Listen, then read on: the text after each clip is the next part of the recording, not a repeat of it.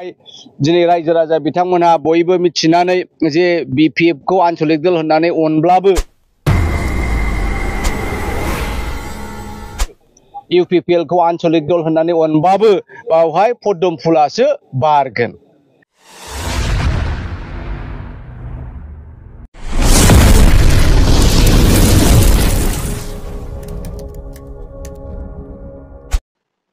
खुलुमबाय रायजोफोर, आरोबाव बे समावहाय रायजो राजा बयनिबोसिम गोजोननाय बावहरनाय जाबाय आंनि पिथांखि ब्लग इउट्युब चेनेलनिफ्राय। स' रायजोफोर, आङो नोंथांमोननि थाखाय माखासे भिडिअखौ लानानै फैबावबाय। नोंथांमोना हयथ' भिडिअखौ नुखाबाय, अब्लाबो आङो बे भिडिअफोरनि सायावनो माखासे बाथ्रा बुंनोहाय भिडिअखौ लानानै फैनाय जादों रायजोफोर। गिबियाव जोङो नैबे खाम्फा बरगयारी सारनि बुंनाय रावखौहाय खोनासंनानै लाग्रोनोसै। बिथाङा मा बाथ्रा बुंदों नोंथांमोनाबो खोनासं। ट्राइबेल बेलेन्स ब्लकखौ बिटिसिआ बानायाखै, ट्राइबेलफ्रा बानायनानै लायाखै। ट्राइबेल बेलेन्स ब्लकखौ आसाम गभर्नमेन्टआ केबिनेट डिसिसन लानानै एसेम्ब्लियाव बिल पास खालामनानै बेखौ मोनसे आयेन बानायनानै दोनदों। बे दानि नङा, बेनि उनावहाय गोलाव बोसोर आन्दोलननि दारैहाय बिटिसि सृष्टि जादों आरो बिटिसिखौ भारत सरकार आसाम सरकारा गनायनानै भारत सरकारा संबिधानखौ एमेन्डमेन्ट खालामनानै कनस्टिटिउशनेल एमेन्डमेन्ट खालामनानै बिटिसिखौ 6 शेड्यूलाव सोनानै होदों। 6 शेड्यूल मीन्स बियो ट्राइबेलफोरनि देश, ट्राइबेलफोरनि अधिकार। बाहाय हायानो जाथों, साख्रि बाख्रियानो जाथों, पलिटिकल रिप्रेजेन्टेशनानो जाथों, बा ओनसोलाव थानाय जेसेबां सम्पति रिसोर्सेस दङ बेनि बिगोमाया ट्राइबेलासो जायो। दिनै मेघालयआव मोनथाम 6 शेड्यूल दङ, गार' हिल्स, जयन्तिया हिल्स आरो खासि हिल्स। आसामाव दस्रा मोननै दङ, डिमा हासाव आरो कार्बि आंलं। जोंहा त्रिपुरायाव मोनसे दङ, त्रिपुरा ट्राइबेल काउन्सिल। बेनिफ्राय मिज'रामाव मोनथाम दङ, लाइ, माराक, चाकमा। गासैबो 6 शेड्यूलनि सिङाव। आरो बे 6 शेड्यूलनि सिङाव जानायखाय बैफ्रावहाय हानि अधिकार, आं दहाय बुंनाय रिसोर्सनि अधिकार, साख्रिनि अधिकार, पलिटिकल रिप्रेजेन्टेशननि अधिकारा खालि ट्राइबेलफोरनिल'।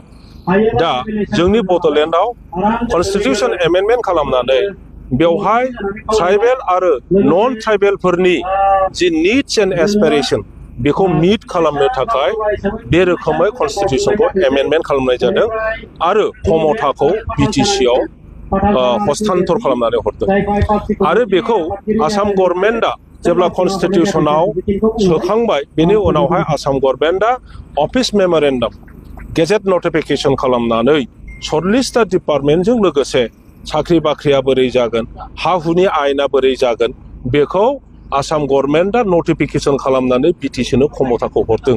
जों बानायनानै लायाखै, बिटिसिआ बानायनानै लायाखै, गोदान आयेन बानायनानै लायाखै। बियो ट्राइबेलफोरनि, जुदि बियो अपराधब्ला बे अपराधखौ ट्राइबेल मानसिया खालामाखै, बिटिसिआ खालामाखै, बर'आ खालामाखै। बे आयेनसो। बे आयेननि सायाव दिलीप शइकिया जाहैबाय बिजेपिनि नेता, बिजेपिनि आफादगिरि, लोगोसे बियो मोनसे जाथि, बेहाबो मोनसे जाथि दङ, बे मोनसे सेक्सननि मानसि। गतिके बिनि जि खोथा बुंनाय जे ट्राइबेलफोरनो, बर'फोरनो हानि अधिकार, राजनैतिक अधिकार, रिसोर्सेसनि अधिकार बेफोरखौ होनो नाङा, बेबायदि मिनिं खालामदों। आरो गोदो गोदायनिफ्राय जोंनि हाखौ, ट्राइबेल बेलेन्स ब्लकखौ आयेनखौ बाहायाबालानो ट्राइबेलफोरनिफ्राय सेख' लाबोगासिनो थादोंमोन आरो बेनि थाखायनो जोंहा आन्दोलन खालामनो प्रयोजन जादों। बेनि थाखायनो ट्राइबेल संघ, मोनसे संघ दानानै माने प्रटेस्ट खालामबोनो प्रयोजन जादों। बेनि थाखायनो मोनफ्रोमबो ट्राइबेल गस्टिनि छात्रफ्रा छात्र संगठन दानानै प्रटेस्ट खालामबोनो प्रयोजन जादों आरो विभिन्न सामाजिक राजनैतिक ट्राइबेल लीग राजनैतिक दलनिफ्राय आरम्भ खालामनानै बे दलफोरनि दारैहाय राजनैतिक भाबै बिनि एगेन्स्टै प्रटेस्ट खालामबोनो प्रयोजन जादों। दा बिटिसि जानायनि उनावहाय जोंनि आखायाव जेब्ला क्षमताया फैबाय, हा हुनि बेफारखौ जोङो जेब्ला नायनो मोनबाय, अब्ला ट्राइबेलफोरनि हाखौ सेनानै लानायखौ जोङो बन्द खालामनो हादों। दा बेखौनो बिथांमोना सह्य जायाखै। दासिमबो बिटिसिनि हाखौ बिथांमोना सेख' गावसिनि नाम जारि खालामनानै लानो लुबैयो।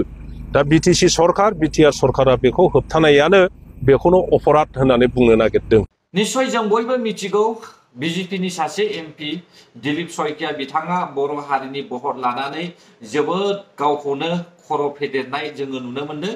दा बिथांनि बुंनाय रावखौ लानानैनो दिनैनि समावहाय खाम्फा बरगयारी सारआ गोबांथार बाथ्रा बुंबाय आरो 6 शिड्युल ट्राइबेल बेल्ट एन्ड ब्लकआ मा बिनि सायावहाय गुवारै बेखेवनानै होबाय।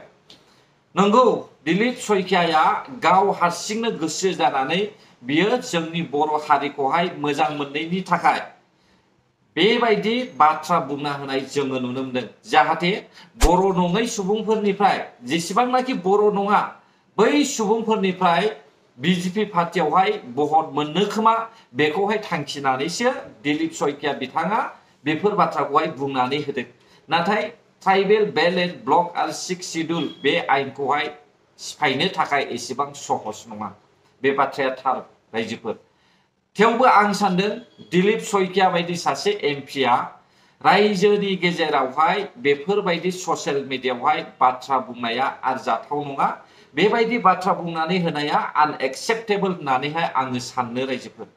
मानोना दिलीप शइकिया बायदि सासे एमपिआ सायावल' भट मोननो थाखायल' जोंनि बर' हारिखौहाय अनफ्लाखादों। सिगांनिफ्रायनो बिथांनि गोसोआवहाय हयथ' साननानै दंखायोमोन जानो हागौ। बिथाङा इमसनेलि सानखादों जानो हागौ बर' हारिखौहाय नासयगोन। बर' हारियाखौहाय बिथाङा मुगैखायो जानो हागौ। आरो बर' हारिनि बर' हारिखौ ट्राइबेल होननानैहाय बिथांमोननि नोजोरावहाय अराय सम बिसोरो साबजानाय मोना। जोंनि बर' हारिनि जानाय लोंनाय मावनाय दांनाय गासैखौबो बिसोरो मुगैयोसो। दा बेनिखायनो बिथांमोना मानि खारनाव बर'नि गेजेराव फैनानै अननाय दिन्थिफ्लायो भटनि थाखाय। मानोना जोंनि बर' हारिया गोरलैयैनो फुस्लायजायो। बेनि खारनावनो बिथांमोना जोंखौहाय भट मोननो थाखाय अननाय दिन्थिफ्लायो। जों बेनिफ्राय गोजानाव थानांसिगोन। मोनथिबाय दा रायजोफोर। आरो बेल' नङा दे रायजोफोर, गोबां दैदेनगिरिफ्रा बुंदों बिजेपि पार्टिखौहाय थांखिनानैहाय बाथ्रा बुंदों। सोरबाया बिजेपिखौहाय नाम लाफानानैहाय गावसोर बारस'नो नागिरदों। फर लाइक एग्जाम्पल कंग्रेस सरकारनि क'क्राझार कंग्रेस आफादनि सासे आफादगिरि गर्जन मोसाहारिया पर्बतझरायाव थांनानै मा बाथ्रा बुंदों हयथ' नोंथांमोना खोनाखाबाय। नाथाय सिन्था खालाम, कंग्रेसआबो जोंनि बर' हारिखौहाय माब्लाबाबो मोजां नोजोरजोंहाय दैदेना। गारबोनाय रिउ रिउ बोसोर जानानै थांनाय जाथायफोरावहाय मोनफ्रोमावबो कंग्रेसआनो सरकारमोन। दा बिसोर थासेयाव जों मानो इसिबां हाजार हाजार रोजा रोजा जिउ बावनो गोनां जाखो? सरकारनि हिसाबा मात्र 5,000ल'। नाथाय नों आं बर'फ्रासो मिथिगौ सोर बबेयाव बुथारजादों, सोर बबेयाव दानस'जादों, सोर बबेयाव गावथारजादों, सोर बबेयाव रेप खालामनानैहाय सिथारजादों। बेखौहाय रायजो राजायासो मिथिगौ रायजोफोर। जायफोरा आइडेन्टिफाइ खालामनो हायाखिसै, जायफ्रा फोरमान लाबोनानै होफैनो हायाखिसै, बैसोरखौ सरकारा माब्लाबाबो हिसाब लाया। दा सरकारनि फाइलावहाय एकमात्र 5,000ल' बर'नि थैनाया। अब्ला सिन्था खालामलाय रायजोफोर, एसेबां मानसि थैदों माब्रै 5,000ल' जानांगौ? बेखायनो माब्लाबाबो नेशनेल पार्टिखौहाय जोङो गोसो मोदोम होनानै भटनि समावहाय सापर्ट दा खालाम। बिसोरो जोंखौहाय जोंनि बर'नि ट्राइबेल हायावहाय डेभेलप जानायखौहाय नुनानै मेगन सादों। बेनिखायनो बिसोरो अननाय होफ्लादों। नाथाय सिन्था खालाम रायजोफोर, बिसोरो सापर्ट खालामनो गोनांखा। आरो जुदि आसाम स्टेट भारत सरकारा बर' हारिखौहाय जुदि नायनो गोसो गैयाब्ला, नायनो हायाखैब्ला जोंनि थाखाय सेपारेट स्टेट बानायनानै हो। जेरै रन्जित बसुमतारी सारआ दिलीप शइकियानि बुंनायनि सायावहाय सिदा बाथ्रा बुंदों। जों माब्लाबाबो बिटिएडि, बिटिसि, बिटिआर जोङो माब्लाबाबो हास्थायाखै। जोङो दावराव दावसिया बाराद्राय जानाय नुनानैसो बेफोरखौहाय गनायनानै लादों।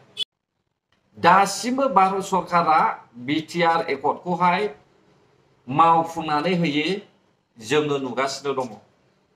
दा बेनि दायनिगिरियाबो अपोजिसन पार्टिफोरनिबो माखासे दाय दं।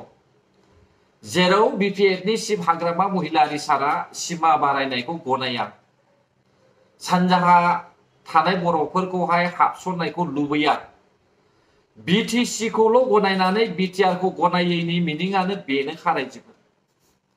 बिटिआरनि थ्रुयैसो सानजा सिमाया बारायदों। दा बिटिआरखौहाय केन्सेल खालामोब्ला सानजाहा सिमा बारायनायाबो केन्सेल। नोङो सानजा सिमा बारायनायखौहाय गभर्नमेन्टआ बेखौ डिक्लेयार होखाबाय होननानैहाय जेबो खालामनो हाला होननानै दासान।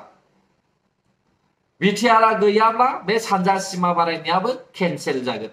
बेखौलाय सिन्था खालामनाया मोजां रायजो।